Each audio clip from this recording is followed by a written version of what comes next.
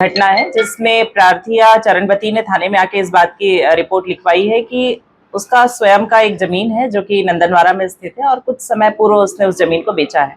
लगभग 12 लाख की कीमत की वो जमीन थी और उसको बेचने के बाद उसके पास वो अमाउंट कैश में रखा हुआ था घर में असुरक्षित उसने उस सामान को अलमारी में रखा था, जिसमें से 3 लाख रुपए लगभग उसके मकान बनाने में खर्च हो चुके थे और शेष 9 लाख का अमाउंट उसके पास में था। और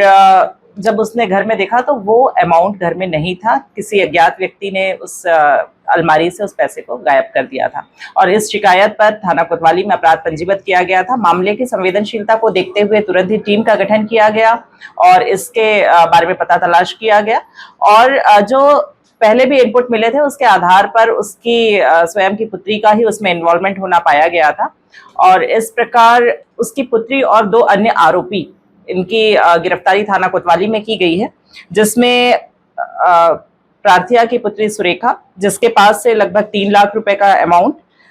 उसके अन्य साथीगण जिससे पूर्व में उनका परिचय था और घर में काम करने के लिए भी वो आते थे। तो इसमें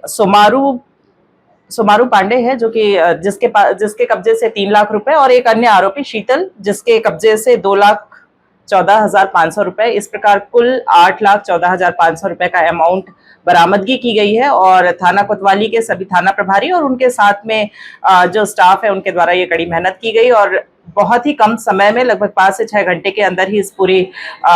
अमाउंट को बरामद भी किया गया है और आरोपियों की गिरफ्तारी भी की गई है। जो मीडिया है बता रहे हैं तो आखिर चोरी करने की उसकी नियत किस आधार पर है? उक्त महिला जो कि प्रार्थिया की पुत्री भी है, यह इसका विवाह हो चुका था, ये अन्य स्थान पर रहती थी। विगत कुछ दिनों से वो अपने घर में आके रुकी थी क्योंकि ये घर जॉइंट फैमिली है और वहां पर उसके दोनों पुत्र और रहते थे, लेकिन इतना बड़ा अमाउंट घर में होने के कारण और उसे सब कुछ पता था कि किस जगह पे वो सामान रखा गया है, तो